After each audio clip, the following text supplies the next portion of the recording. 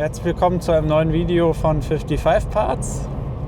Heute mal im Auto und heute mal auch mit, ja, ich will nicht sagen Fahraufnahmen, aber zumindest Aufnahmen aus einem fahrenden Auto.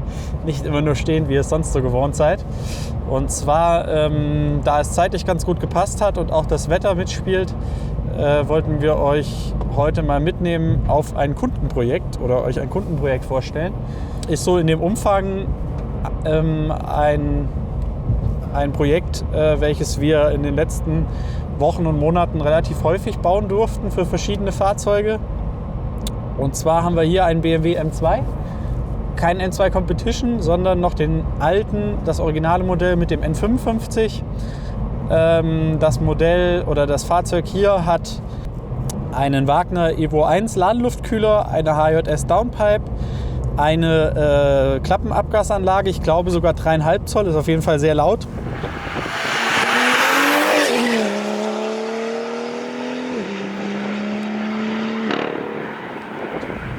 Das hatte das Auto also alles schon, als es zu uns kam. Und ja, da das Auto relativ häufig auch auf der Rennstrecke bewegt wird, durften wir hier noch unser Veredelungspaket für die Rennstrecke einbauen. Und zwar sind hier gekommen Recaro Pole Position, in dem wir gerade sitzen, mit unseren Seitenadaptern und den originalen Laufschienen. Unser Clubsportbügel, dann unsere Gurtadapter, die unter den Laufschienen liegen, damit man 6-Punkt-Gurte fahren kann. Jetzt gerade sind 4-Punkt-Gurte verbaut. Der Schrittgurt war leider nicht lieferbar. Und das Auto hat von uns noch einen Radsatz bekommen, einen ProTrack-Radsatz, die Standardkombination 10,5 x 18 vorne und 11 x 18 hinten mit 2,65 und 2,95 Bereifung, Cup 2 in dem Fall hier, weil das Auto auch mal auf der Strecke gefahren wird, beziehungsweise der Kunde mit dem Auto auf Achse zur Rennstrecke fährt und dementsprechend ja, sind andere, ich sag mal, reinrassige Semis da nicht so geil, was das Geräusch angeht, das Abrollgeräusch. So, wir haben jetzt kurz gewartet, weil die Straße so schlecht war. Ich hoffe, ihr konntet mich überhaupt fokussieren bei dem vielen Hin- und Hergewackle.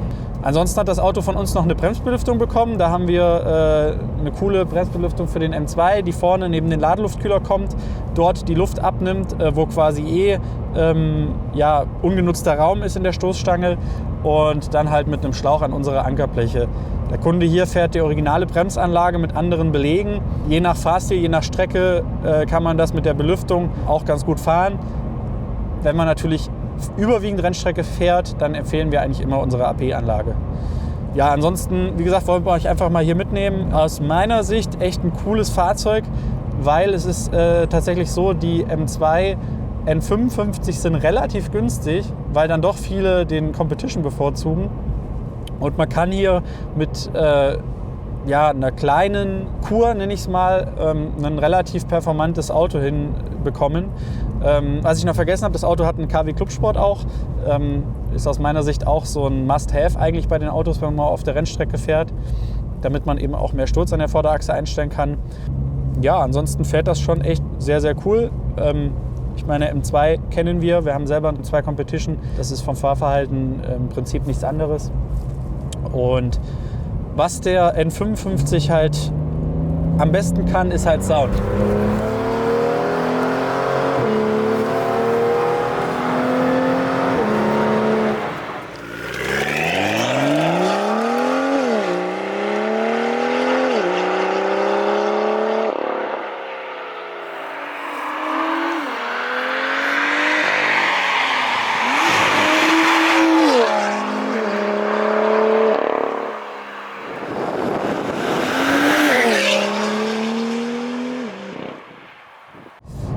Das kann ein M2 Competition in der Form nicht. Also das muss man einfach ganz klar sagen.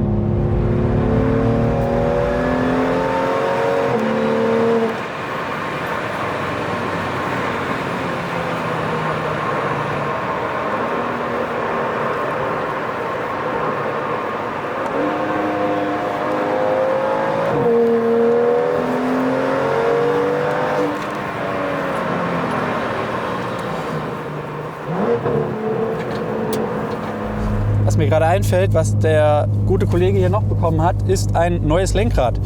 Und zwar neu bezogen mit Alcantara, 12 Uhr Markierung in dem Eisblau, so wie die Nähte in dem Auto auch sind. Da haben wir hier eben dieselbe Farbe in der 12 Uhr Markierung und haben die M-Nähte als Ziernaht im Inneren des Lenkrads. Auch das können wir euch natürlich anbieten. Da haben wir einen Partner, der das für uns macht, im Austausch gegen das originale Lenkrad, eben solche bezogenen Lenkräder. Gerne auch mit Einbau bei uns. Im Shop verkaufen wir das nicht, einfach weil es dafür zu individuell ist. Also jeder möchte da gerne was anderes haben. Wenn ihr sowas haben wollt und von uns eingebaut bekommen wollt, einfach melden, gerne per E-Mail. Ihr kennt das Spiel ja schon, info@55parts. Ja, ansonsten gibt man noch mal kurz ein bisschen Gas, würde ich sagen.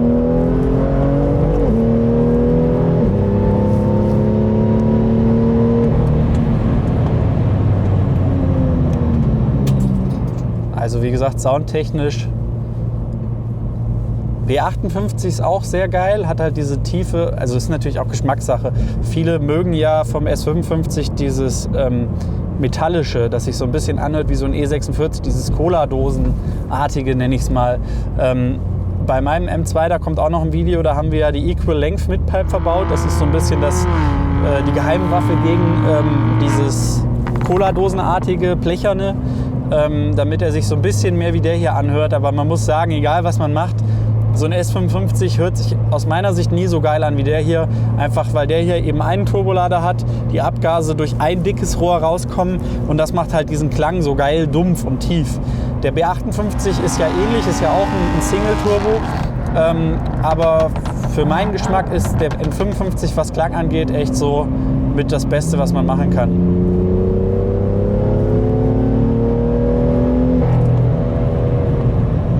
Ja, also wie ich schon im Auto gesagt hatte, für jemanden, der ein Auto sucht, was für die Rennstrecke gut funktioniert, weil ich würde das Video mit der Fahrzeugvorstellung jetzt mal so ein bisschen dafür nutzen, euch mal eine kleine Kaufberatung zu geben, weil wir haben relativ häufig von euch Anfragen von Leuten, die eben ein Auto für die Rennstrecke suchen, so ein bisschen auch daily. Vielleicht jetzt nicht zum jeden Tag zur Arbeit fahren, sondern einfach auch ein Auto, was im Straßenverkehr bewegt werden soll, aber auch mal auf die Rennstrecke kann. Also einfach so ein Spaßfahrzeug, nenne ich es mal. Und da kommen immer wieder die Fragen, was für ein Auto soll ich mir kaufen? Und ich muss sagen, wenn man den Fokus ein bisschen mehr in Richtung Rennstrecke legt und nicht so viel auf jetzt maximale Leistung, dann ist so ein Auto vom Preis-Leistungs-Verhältnis auf jeden Fall sehr geil. Ich meine, klar, die sind jetzt nicht günstig, also günstig ist das ganze Hobby nie.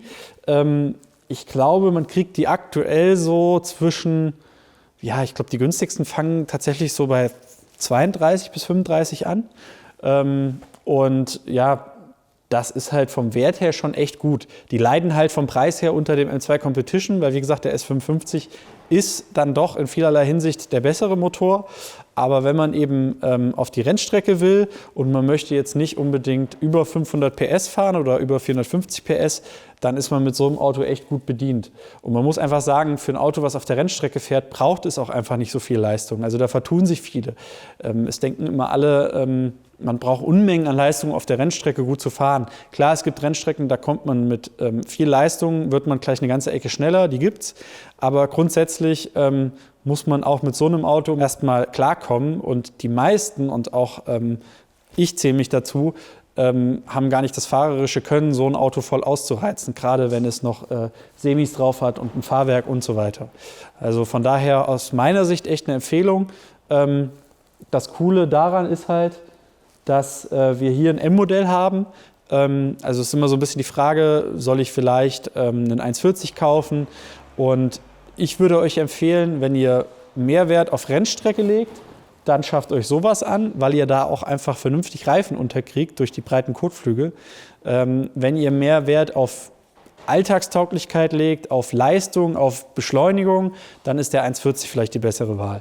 Das einfach mal nur so aus unserer Sicht, aus unseren Erfahrungen her, weil Motortechnisch ist der B58 und auch tuningtechnisch natürlich schon nochmal eine ganze Ecke geiler. Ich vergleiche jetzt die beiden, weil der M2 Competition, der kostet dann halt doch schon nochmal eine ganze Ecke mehr Geld und die 140 sind gerade im Preisbereich ähnlich wie die und deswegen kann man das halt ganz gut vergleichen. Also wir wollten euch gerade nochmal zeigen, das ist nämlich ganz cool, finde ich. Wenn wir so einen Clubsportbügel bei so einem Auto einbauen, dann machen wir hinten eigentlich alles leer.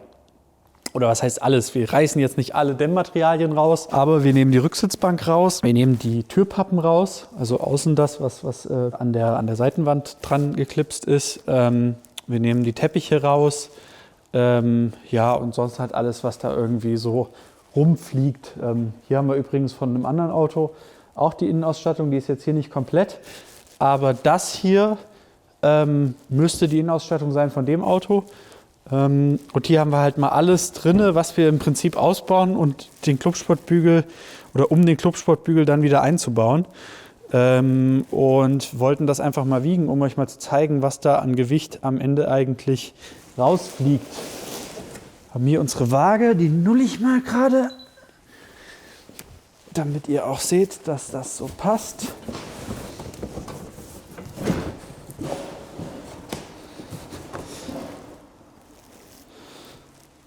So, da sind wir bei 36,8 Kilogramm. Und der Bügel wiegt, ich meine, 17 Kilogramm. Also sparen wir gute 20 Kilo durch den Ausbau der ganzen Geschichte. An sich finde ich eine ganz coole Sache. Einfach geholtes Gewicht. Klar, wenn man jetzt keine 6-Punkt-Gurte fährt, dann kann man auch ohne Bügel fahren, dann spart man die vollen 37 Kilo. Aber aus unserer Sicht ist das halt eine coole Sache, wenn man die Rücksitzbank nicht nutzt. So ein Clubsportbügel, man kann die Gurte vernünftig befestigen und es sieht halt mega cool aus. Unser Bügel ist ja einteilig, hat so ein bisschen den Look vom M4 GTS. Und ja, aus unserer Sicht so als Clubsportler eine ziemlich coole Sache. Ja, ansonsten vielleicht auch noch mal so eine kleine Beratung, Kaufempfehlung. Auch das werden wir relativ häufig gefragt. Wo soll ich denn eigentlich anfangen? Ich habe jetzt so ein Auto, kaufe das, ist serienmäßig. Was soll ich eigentlich als erstes machen? Auch da muss man natürlich sagen, es kommt halt super stark auf den Einsatzzweck an. Also auch da immer nur der Hinweis, wenn ihr auf so ein Projekt Bock habt, wenn ihr sowas machen wollt, schreibt uns gerne an, auch schon bevor ihr so ein Auto gekauft habt. Wir helfen euch da weiter. Wir haben viele Kunden auch, die wir betreut haben, von der Kaufentscheidung bis hin zum Umbau bei uns. Also auch das machen wir gerne. Grundsätzlich bei so einem Auto muss man halt immer gucken. Das Erste, was aus meiner Sicht sinnvoll ist, ist ein anderer Radsatz. Die Originalbereifung kommt bei so einem Auto dann doch, wenn man ein bisschen zügiger fährt, relativ schnell ans Limit. Ich will jetzt nicht, also ich sage deswegen Limit so komisch, weil ein trainierter Rennfahrer, der fährt auch mit dem Originalradsatz viel schneller als wir alle wahrscheinlich mit Semislicks. Aber wenn ich jetzt auf so ein Auto Semislicks mache, wie zum Beispiel hier montiert, dann erhöhe ich aus meiner Sicht den Fahrspaß doch eine ganze Ecke, weil das Auto einfach weniger untersteuert und einem ein größeres Sicherheitsgefühl gibt. Damit einhergehend ist meistens dann auch, wenn ich 265 vorne fahren möchte, ein anderes Fahrwerk, womit ich Sturz verstellen kann. Und dann bin ich mit so einem Auto eigentlich schon ganz gut bedient. Andere Bremsbeläge lohnen sich auch, macht Sinn, wobei man da vielleicht langfristig drüber nachdenken sollte, gleich auf eine andere Bremsanlage umzurüsten. Wie ich es ja gerade schon gesagt habe, kommt immer auf die Nutzung an. Ja, und wie gesagt, man muss nicht allzu viel machen, damit diese Autos auf der Rennstrecke funktionieren. So eine Sache wie jetzt die Sitze ist halt auch etwas, was viele so ein bisschen vergessen. Wenn ich auf der Rennstrecke fahre und ich habe keine vernünftigen Sitze und Gurte, dann fliege ich halt umher wie Sau und muss mich am Lenkrad festhalten. Auch da sprechen wir wieder nicht davon, dass ich auf einmal 3 Sekunden schneller bin, sondern ich habe einfach ein viel besseres Sicherheitsgefühl und kann das Auto mehr spüren, bin viel mehr verbunden mit dem Auto und das ist halt deswegen verbaut man solche Sitze. Und auch da eine Empfehlung von mir. Ist nichts, was man im ersten Step machen muss, aber auf jeden Fall eine sinnvolle Investition. Ja, ansonsten, wie gesagt, funktionieren die Autos auch schon ganz gut. Man kann da noch mehr machen. Man kann noch Uniball-Lager machen und. Ist immer eine Frage, was man machen will, welches Budget man hat. Aber ich sag mal, wenn man Radsatz, Bremsbeläge und ein anderes Fahrwerk. Das sind so aus meiner Sicht die Must-Haves, könnte man sagen. Und alles andere kann man dann nach und nach machen. Ja, ansonsten, wenn ihr Fragen zu dem Modell habt oder generell zu Umbauten, wie gesagt, wenn ihr Bock habt, dass wir zusammen mit euch einen Umbau machen, meldet euch gerne bei uns. Am besten lasst euch nicht zu viel Zeit, weil wir sind immer sehr weit im Voraus ausgebucht. Wir haben nicht so viele Slots und wir planen immer viel Zeit ein. Das haben wir euch, glaube ich, schon öfter gesagt. Deswegen, wenn ihr sowas vorhabt, dann am besten frühzeitig bei uns melden. Nicht, dass ihr dann am Ende enttäuscht seid, weil wir eben euch keinen spontanen Termin geben können. Ja, ansonsten lasst ein Abo da, das kennt ihr schon. Folgt uns gerne auf Instagram und schreibt fleißig unten drunter, was ihr so für Fragen zu dem Modell habt. Ich freue mich. Macht's gut. Bis zum nächsten Mal. Ciao.